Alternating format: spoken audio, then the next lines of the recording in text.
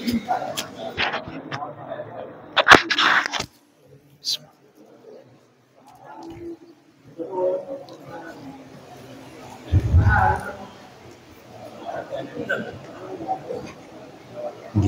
paling. Bismillahirrahmanirrahim.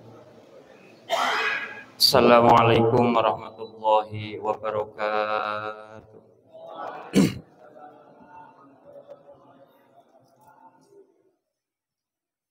Astaghfirullahaladzim. Astaghfirullahaladzim. Astaghfirullahaladzim. Alladzi la ilaha illa huwal hayyul qayyum wa atubu ilaihi min jami'il ma'asi wal dhunub. Asyhadu an la ilaha illallah wa asyhadu anna Muhammadar Rasulullah.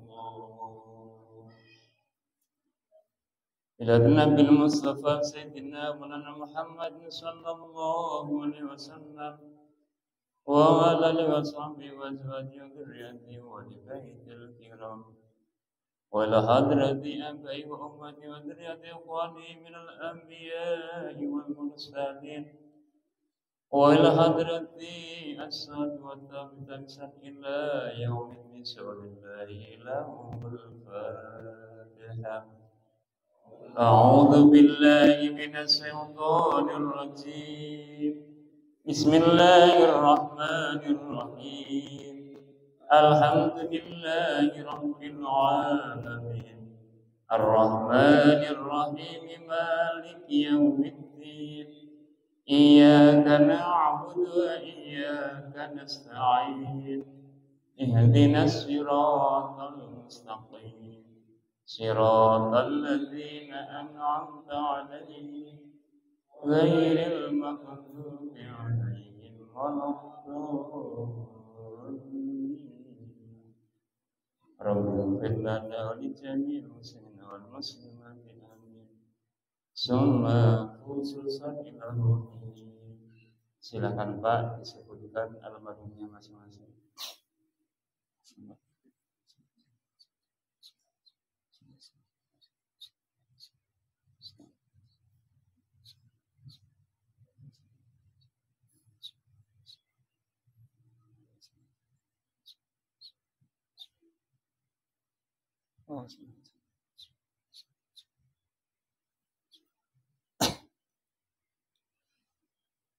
Wa khususan ila ruhi jami'i arwahi man hadir 'indana wa muslim wa furu'ihim wa man kubur minal muslimina wal muslimat wal mu'minina wal mu'minat min masrikil ladina maghribiha barriha wa bahriha khususan abana ummatina jaddatina wa masyayikhina wa khususan jikal bakal fiadil kurikar asri sayuni bainana wa lahum al-Fatihah. A'udzu billahi minasy syaithanir rajim. Bismillahirrahmanirrahim. Alhamdulillahi rabbil alamin. Ar-Rahmanir Rahim. Maliki yaumiddin. Iyyaka na'budu wa iyyaka nasta'in. Ihdinas siratal mustaqim. Siratal ladzina an'amta 'alaihim ghairil maghdubi 'alaihim waladdallin. Rabbi ighfir lana wa li jami'il muslimina wal muslimati amin. Wa ila hadrati Mbah Misbah wa usuli wa furu'ihi wa sukhi wa talamdatihi wa ila hadrati Samil Amjadi wa Solihin والملائكة المقربين خصوصا سيدنا من صاحب القرآن وقدس القدر القدس العزيز وتردد مسجد جميع العلماء من القدم الداخلين وصل حضرتي والتسمية أو المسنة بالوضع الزكاة وإلى كل حاجة جميع من حاضر عندنا وأصولهم وفروعهم أسل مقاصدنا بالخير يا الله سل مقاصدنا بالخير يا الله سل مقاصدنا بالخير يا الله في مقاصد الدنيا والآخرة لرضاء الله لشفاعة رسول الله في بركة القرآن سيقول لنا ولهم الفاتحة أعوذ بالله من الشيطان الرجيم بسم الله الرحمن الرحيم الحمد لله رب العالمين الرحمن الرحيم مالك يوم الدين إياك نعبد وإياك نستعين اهدنا الصراط المستقيم صراط الذين أنعمت عليهم غير المغضوب عليهم ولا الضالين رب اغفر لنا ولجميع المسلمين والمسلمات آمين بسم الله الرحمن الرحيم نويت تعلما وتعليما وتذكرا وتذكيرا والنفعا والانتفاعا والإفادة والاستفادة والحسان على التمسك بكتاب الله وسنة رسوله صلى الله عليه وسلم والدعاء إلى الهدى والدلالة على الخير ابتغاء مرضاته وقربه وثوابه وحسن الخاتمة وحسن الخاتمة وحسن الخاتمة مع اللطف والعافية وصلاح العاقبة والنبي المصطفى صلى الله عليه وسلم وعلى وصحبه وأزواجه وذريته والبيت الكرام وسلم سلمة الكتاب نصيب سيقول الليل لهم الفاتحة أعوذ بالله من الشيطان الرجيم بسم الله الرحمن الرحيم الحمد لله رب العالمين الرحمن الرحيم مالك يوم الدين إياك نعبد وإياك نستعين اهدنا الصراط المستقيم صراط الذين أنعمت عليهم غير المغضوب عليهم ولا الضالين رب اغفر لنا ولجميع المسلمين والمسلمات آمين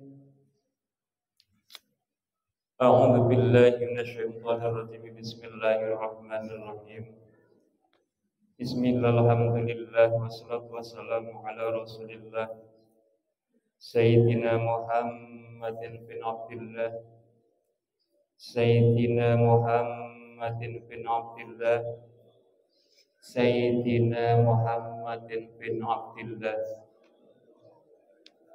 Sahurnya kebanyakan ya Pak, jadi ngantuk sekarang. Udah bolak-balik siap ketemu saya ingetin, kalau pengen nggak dibilang sama Kanjeng Nabi orang yang paling pelit, buru-buru sholawat Pak. Jangan cuma ditinggal ngantuk sama tidur, kasihan yang teriak-teriak. Ketika kita dengar Nabi kita Muhammad Sallallahu Alaihi Wasallam buru-buru baca sholat, hadisnya jelas, sering dibaca, Cuman kita bolak-balik, namanya udah aki-aki, udah bapak-bapak, seperti kata Gak Mutahharoh, belajar di usia-usia tua seperti ini gambarannya seperti orang yang melukis di atas air. Kelihatannya enak, mudah, ketika di majelis seolah-olah paham, giliran keluar belum nyampe pintu masjid, yang diingat paling rumah, aduh nyampe rumah suruh jemur. Ya, materi-materi ataupun makalah yang disampaikan teriak-teriak kadang nyampe liurnya ditahan, mau minum karena puasa, dan kadang nyampe bahasa kehabisan air liur, cuman buat panas-panas sama nguburin kewajiban.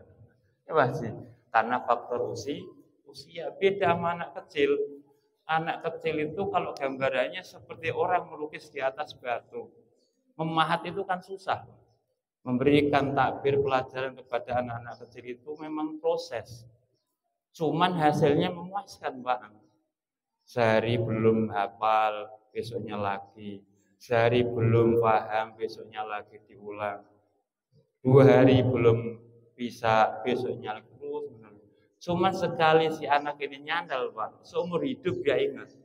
Beda sama kita kan banyak urusan yang di pedagang, kalau lagi saat ini yang dijualnya menurun, kadang mudah kebawa pikiran dan sebagainya. Inilah sifat-sifat yang saat ini ada dan beri kita. Kita sering muter majlis manapun kita datengin.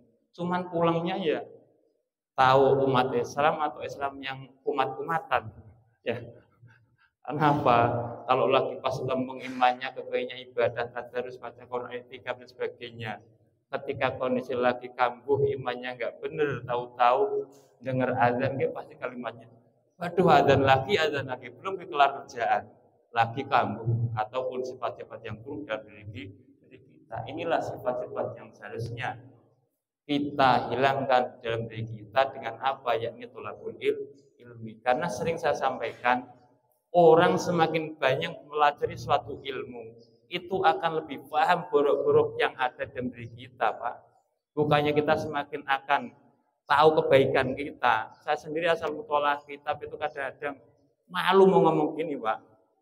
Apalagi kalau dengar ketika perkataan Ibnu Ruslan dalam kitab Zubat, orang yang sering menyampaikan suatu ilmu, orang yang sering di mimbar teriak-teriak maidu hasanah, ketika dia nggak bisa melaksanakan apa-apa yang ia sampaikan kepada umat, kelak di akhirat kata Ibnu Ruslan akan disiksa terlebih dahulu daripada orang yang menyembah berhala. Makanya kadang kalau saya duduk sini itu berat, kadang grogi, megang kaci gini-gini, Pak. Bukannya saya minder apa enggak, pertanggungjawaban saya, Pak, menyampaikan ilmu. Saya ketika dapat ilmu itu bisa enggak saya amalkan ke dalam diri saya. Kalau sampean mah tinggal dengerin, kadang tinggal tidur lah. Saya kalau di akhirat itu dituntut, Pak. Kasar orang Jawa ngomong kan, kowe wingi paling alam dunya senengi ngaji karo wong wae, cuman ora pernah kowe ora pernah dilakoni, Pak. Pamayen kata orang Jawa maksudnya disebut jargoni. Iso ngajar ora iso nglakoni. Ini yang paling berat beban buat kita sebagai orang yang sering menyampaikan suatu ilmu. Enggak gampang, Pak. Pertanggungjawabannya, belajarnya sulit atau apalagi mengamalkan. Makanya kalau kepengen meminta suatu ilmu yang manfaat itu, satu, kalau ngaji udah nggak usah ngomongin kejelekan orang, nggak usah ngomentarin orang yang belum duduk di majelis taklim, akan lebih memahami akan kejelekan ataupun keburukan yang ada di dalam diri kita. Ini salah satu hal yang harus kita tanamkan kalau kita kepengen mendapatkan ilmu yang manfaat baik di dalam dunia maupun akhirat. Kembali lagi, Sayyidina Maulana Muhammadin. Baru Pak, karena sering dibacakan kata Kanjeng Nabi, al-bakhilu man dzukira indahu falam yusalli alaihi. Orang yang paling pelit, orang yang paling mendetail alias pikir, ialah orang-orang yang ketika disebut nama Kanjeng Nabi tidak pernah mau membacakan sholat kepada Kanjeng Nabi. Itulah orang-orang pelit, Pak. Bukannya orang kaya nggak mau sedekah, bukannya orang kaya yang nggak mau bahasanya berbagi pada orang miskin. Cuman yang lebih digoyeti oleh Kanjeng Nabi ialah orang-orang yang ketika disebut nama Kanjeng Nabi, telinganya dengar, tidak buru-buru disusul dengan kalimat sholawat kepada baginda Nabi. Apalagi kalau kayak kita punya orang-orang yang suul adab, nyebut nama Kanjeng Nabi aja kadang-kadang Muhammad, padahal Quran sudah jelas, jangan engkau menyebut sekali-kali nama Kanjeng Nabi dengan sebutan nama, tambahin Sayyidina, tambahin kalau kata Gus Kausar nyampe bahasa ini, Mbah Kanjeng Nabi bersabda, saking-sakingnya kepengen ta'adub kepada baginda Nabi Muhammad sallallahu alaihi wasallam. Sayyidina Umaran Muhammadin wa ala alihi wa sahbihi ajma'in, amma ba'du. Hadratal mutaramin para alim ulama mustaqiya berada di rumah negara Sri yang saya hormati, semoga Allah muliakan pada bapak adik-adik jamaah salat subuh Masjid Jami'ul Jannah Al-Fatihah, semoga senantiasa dalam lindungan Allah Subhanahu wa taala. Segala puja dan puji hanya Allah Subhanahu wa taala. Salatu wassalamu daimaini mutalazimaini ala ibn syafi'ina wa qala sayyidina Muhammadin sallallahu alaihi wasallam. Kompak, coba besok. Udah lupa lagi. Karena udah aki-aki ya. Besok ada penceramah Sayyidina Muhammadin pasti tinggal tidur. Karena lupa. Ya liqa'uha ila qiyam biqaulina Allahumma shalli ala Sayyidina Muhammad wa ala ali Sayyidina Muhammad. Hadirin ma'asyiral muslimin rahimani wa rahimakumullah. Untuk selanjutnya perkenankanlah kepada al-fakir al-jahil ar-rati ila rahmatillah, pada pagi hari sejenak duduk di hadapan para jemaah sekalian, sama-sama tabarukan wa tafa'ulan apa yang telah dituliskan oleh para ulama lewat karya-karya beliau, yakni sama-sama kita akan membaca yang keterangan dalam kitab Nashihul Ibad, yakni kitab karya daripada Imam An-Nawawi mensyarahi daripada karya Ibnu Hajar Al-Asqalani. Namun sama-sama sebelum kita melanjutkan taklim pelajaran di pagi hari ini, Al-Fakir mengutip sebuah nazam tentang adanya ketika orang kepengen diberikan ilmu yang bermanfaat baik di dunianya maupun di akhiratnya. Kata Sayyid Muhammad bin Hasan bin Abdullah, beliau dengan jelas mengatakan, alala tanalul ilma illa bisitatin sa'unbi ka'amasmu'iha bi bayani ilimodah hasil ilmu angin perkara bakal tak cerita ke kumpulkan di pertelo. Tuh Bapak ini hafal. Coba Bapak, ini miknya apa? Kayaknya hafal. Ya. Dukain wa hirsin wa istibarin wa bulughatin wa irsati ustadin wa kulli zamani.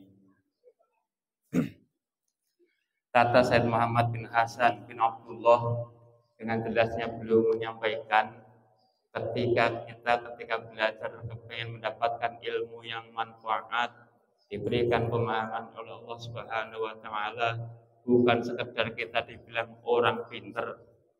Sekali lagi saya ingatkan jamaah, jangan punya tujuan tolabul ilmi itu pengen jadi orang pinter. Karena nanti kalau orang pinter senangnya minterin orang, senangnya minterin orang awam.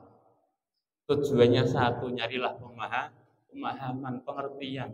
Kalau orang sudah dijadikan oleh orang yang ngerti, pasti setiap dia itu berbuat akan tahu asbab dan akibat. Kalau orang sudah memahami akan sebab dan akibat, bertindak dalamnya akan lebih hati-hati. Oh ya, saya berbuat begini akan berakibat seperti ini. Oh ya, saya lakukan seperti ini, berlaku seperti ini akan berakibat seperti ini. Sehingga apa?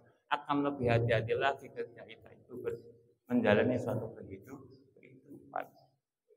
Apalagi daerah-daerah yang seperti ini, banyak fitnah, Banyak hal yang kadang-kadang awalnya kelihatan baik ternyata jelek. Bahkan kalau kita mau sedikit flashback doanya Syekh Ja'far Al-Berjanji, udah bahasanya berabad-abad yang lalu beliau pun sudah mengatakan Rabbi fa'fa'na bi barakatihim wa hdina husna bi hurmatihim wa amitsna fi tariqatihim wa mu'afatim minal fitan. Ya Allah, selamatkanlah saya dari fitnah-fitnah irjal. Padahal kita itu kalau dibanding dengan Syekh Ja'far Al-Berjanji itu jauh, Pak. Beliau sudah minta kepada Allah agar supaya dijauhkan dari fitnah-fitnah dunia. Apalagi kita itu saat ini kan sudah banyak fitnah, cuman nggak mau pernah berdoa, ya Allah selamatkanlah saya dari fitnah-fitnah air zaman. Padahal saat ini fitnah-fitnah itu sudah banyak kan. Ada kelihatannya kita belum ternyata baik, begitu juga kelihatannya belum ternyata dilihatnya baik, begitu juga yang kita lihat itu ternyata buruk dan sebagainya. Makanya yang ada kalimat kata Syekh Muhammad, ala la tanalul ilma illa bisatin sa'udbi ka'amazmuya bayani. Kita itu tidak akan pernah mendapatkan suatu ilmu yang bermanfaat, tidak akan pernah dikasih kemudahan ketika kita dalam thalabul ilmi. Bahkan na'udzubillahi min dzalik, kita sering datang di majelis ilmu, tidak akan pernah ilmu itu bekas di dalam diri kita terkecuali 6 perkara ini kita jalankan. Apa itu dukain? Yang pertama, akal kita itu harus limpat. Tahu limpat, Pak? Hah? Apa, Pak Ji? Hah? Kali. Itu kan loncat. Loncat kalau itu limpat. Hah? Kalau orang Jawa limpat itu bukannya lompat ke kali, Pak Haji. Cerdas. Akalnya itu harus cerdas. Nah, adanya akal itu cerdas pasti butuh proses. Contoh, ketika mau berangkat ngaji seperti ini, saya ingetin Pak, tadi semua dari rumah itu udah gak bener sama keluarga, lagi ngambek sama anak, habis sebentar sama mantan pacar. Jangan nyampe dibawa di majelis taklim. Ya, akalnya harus cerdas. Di majelis taklim kita mikirin di majelis taklim, di rumah nanti setelah pulang di majelis taklim kan kadang-kadang itu kita beda. Kita lagi ada masalah di rumah, datang majelis taklim, bukannya dengerin ilmu yang disampaikan oleh seorang penceramah ataupun ustaz, malah mikirin entar saya pulang diapain lagi sama mantan pacar di rumah. Oh, yang kayak gini yang harus kita hindari, Pak. Karena apa? Sehingga akan ada kefokusan dalam kita thalabul ilmunya. Ini sifat cerdas.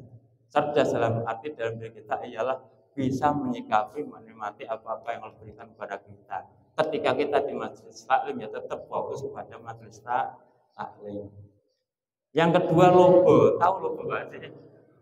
Lobo banyak meluangkan waktunya harus luas. Nggak boleh kita itu batasi. Taklim harus kelar setengah jam, taklim harus kelar 1/4 jam. Lah orang kepengen ilmu yang manfaat, pemahaman yang luas, kadang-kadang diajak tawasulan dari jam 9 sampai jam 12. Aduh, saya nggak berangkat manakib, kelarnya jam 12 malam katanya. Lu dulu wali-wali bisa menjadi orang yang alim, bisa menjadi orang-orang wali majdub, wali abdal, karena dia betah ketika bersila. Pala bapak diajak sila, baru dari jam 9-nya ke jam 12.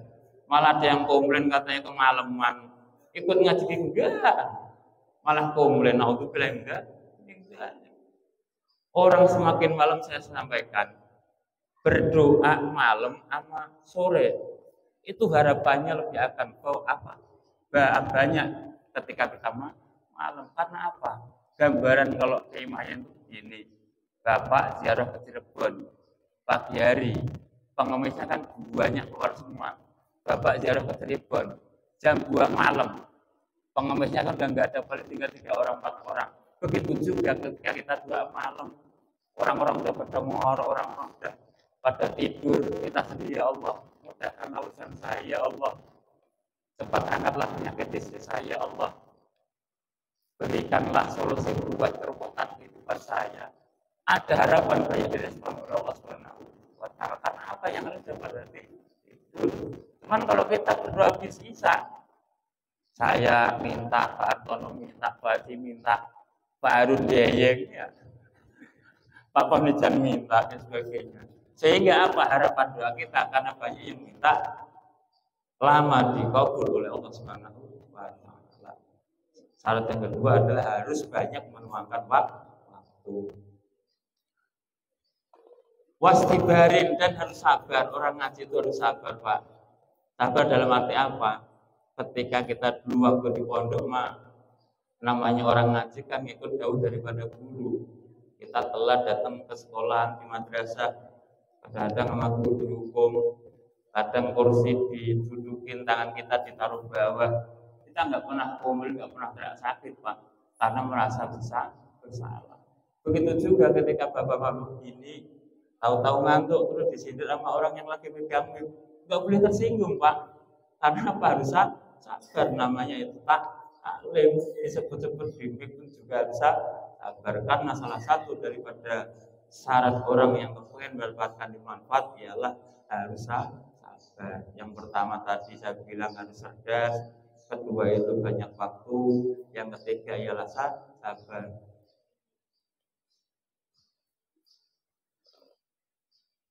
Apa yang keempat, Pak Pon? Tuh, kata Pak Pon yang keempat adalah ada sangunya. Tahu sangu, Pak? Kalau orang Jawa Sunda mas sangu sego, nasi. Ada bekalnya. Orang ngaji itu harus ada bekalnya, Pak. Bekal apa ya? Tadi satu kemauan, keinginan, motivasi untuk mencari satu pemahaman. Kalau di pondok berarti harus ada biaya dalam kita proses untuk membiayai administrasi. Ya kalau kayak begini ya siap menerima kontribusi ketika ada sedikit rezeki, karena masjidnya belum jadi, sama-sama kita pikirkan 1.000, 2.000 untuk kelancaran daripada pembangunan masjid, akan supaya salah satu yang sering saya sebutkan, kelak akan menjadi kendaraan kita menuju surganya Allah Subhanahu wa taala. Jangan nyampe kita kondisi saat ini tergolong orang-orang yang tidak termasuk kendaraan yang ada di Nurul Jannah 1.000, 2.000, 3.000 dan sebagainya, yang kelak akan menyelamatkan kita daripada azab Allah Subhanahu wa taala. Kata Kanjeng Nabi jelaskan, rezeki yang hakiki ialah rezeki yang pernah kita berikan kepada orang lain ataupun yang kita wakafkan kepada hal-hal yang membutuhkan kayak madrasah, masjid dan sebagainya. Karena apa? Jariyahnya akan mengalir ketika kita meninggal pun, Pak, asal masjid ini masih terbangun megah, orang berjamaah seperti ini, orang duduk di sini, kita kebagian, Pak. Bahkan orang-orang yang dulu pernah menjadi pencetus ada masjid, walaupun dia nggak pernah datang ke masjid ngikutin sholat berjamaah, cuman kebagian terus, Pak. Bapak sholat berjamaah kan pahalanya 27 derajat. Jangan ada bayangan terus kita punya sendiri, Pak. Itu ntar kita itu paling tinggal 5 derajat, ya alhamdulillah. Yang lain apa ya dibagi-bagi, karena dulu wakif yang ada di situ banyak, diambillah bagiannya masing-masing. Sehingga apa? Kita tinggal menerima bagian kita di antara bagiannya orang lain. Makanya kenapa saat ini kondisinya kita itu sering saya sampaikan, manfaat daripada sedekah jariyah kepada kebaikan. Selagi bahan tempat itu masih dimanfaatkan, insya Allah akan senantiasa kita dikasih bagian daripada bangunan-bangunan yang pernah kita jariyah ataupun kita sedekah. Jangan takut. Bapak pernah sedekah di masjid sini, walaupun kalau sedang ke masjid sini, insya Allah dapat transferan, Pak. Cuman bukan transferan duit ya Pak Najib. Yang diharapkan bukan transferan duit, transferan pahala, Pak. Iya, karena sudah pernah mewakafkan rezekinya untuk pembangunan masjid. Yang keempat ialah harus ada bekalnya. Yang kelima, lan piwulangi guru. Ketika orang kepengen belajar, ketika kepengen orang mencari suatu pemahaman, itu harus ada yang mengajari, nggak perlu otodidak. Nggak boleh mentang-mentang dia punya skill pinter nahwu, pinter sorok, ataupun pinter ilmu-ilmu yang lainnya. Dia nggak pernah mau halakoh bertemu dengan seorang guru untuk menggurukan perkara-perkara yang ia pelajari.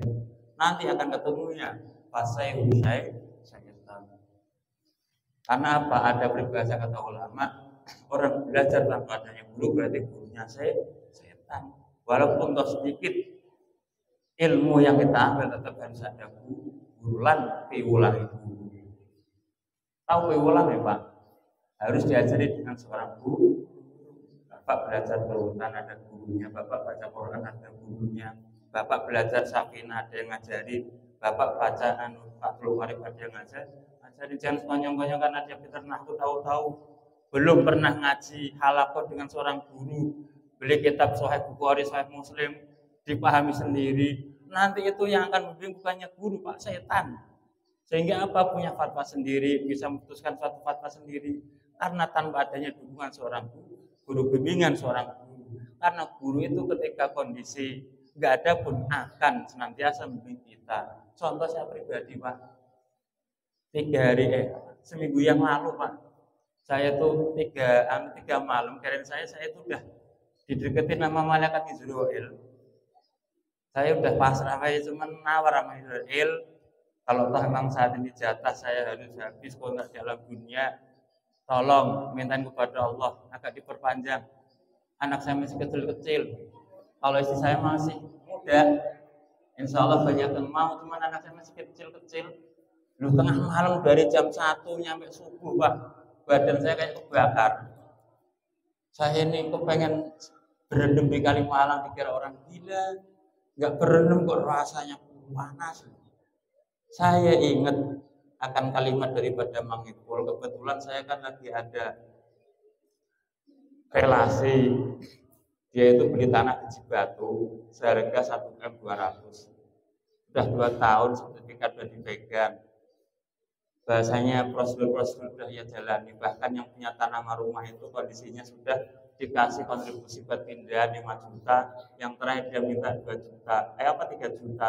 2 tahun Pak. Sertifikatnya itu sudah dipegang atas nama orang itu, cuma belum bisa ditempatin, belum bisa dimiliki. Orang si penjualnya masih situ diem, disuruh pergi, nggak mau. Nyampe saat ini Pak, saya masih kesuara sini. Cuman insya Allah, kata Kapolres kemarin ngomong Pak, bulan depan eksekusi gitu. Saya itu ikut nimbrung ke situ, namanya pun malah ngingetin Pak, hati-hati Pak. Kemarin saya sendiri mengalami posisi jam 3 malam. Tahu-tahu rumah saya itu nggak ada bangkai, nggak ada apa, lalat itu belum banget. Setelah saya baca apa yang pernah dia sudah tahu ada mati saya keluar, belum nyampe pintu, saya keluarin, tahu-tahu meledak saya nggak bangun.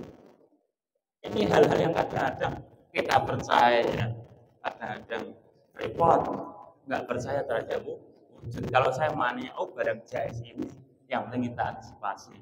Saya berdoa kepada Buya, saat ini saya banyak kesulitan, saat ini saya butuh engkau, tolong kasih solusi ke saya. Alhamdulillah Pak. Tahu-tahu ada WA dari teman saya, Kang Ripin. Kang Ripin itu WA, katanya saya ditanya, kamu dulu pernah mengijazahkan dalail, kamu dulu pernah berpuasa Hizib Nasr, kamu dulu pernah berpuasa Hizib Nawawi, kamu dulu pernah puasa yang nama Hizib Bahri. Sekarang pernah nggak engkau baca? Sama sekali kan? Nah ini kesalahan kamu. Akhirnya gara-gara hasilnya 3 malam saya dikasih panas oleh Allah, apa-apa yang pernah saya dulu ijazahkan kepada guru, saya jalin lagi Pak. Dalail walaupun kadang 1 lembar saya baca, Hizib Nasr walaupun cuman sehari semalam sekali saya baca, Hizib Bahrinya pun walaupun sehari semalam saya baca, Hizib Nawawinya pun walaupun sehari semalam saya baca. Alhamdulillah 3 hari 3 malam yang pernah saya alami, karena wasilahnya saya melaksanakan apa yang pernah diajarkan guru, yang tadinya malam-malam panas sekarang dikasih dingin oleh Allah Subhanahu wa Ta'ala. Inilah salah satu pentingnya kenapa sekecil apapun ilmu yang kita pelajari harus diguru.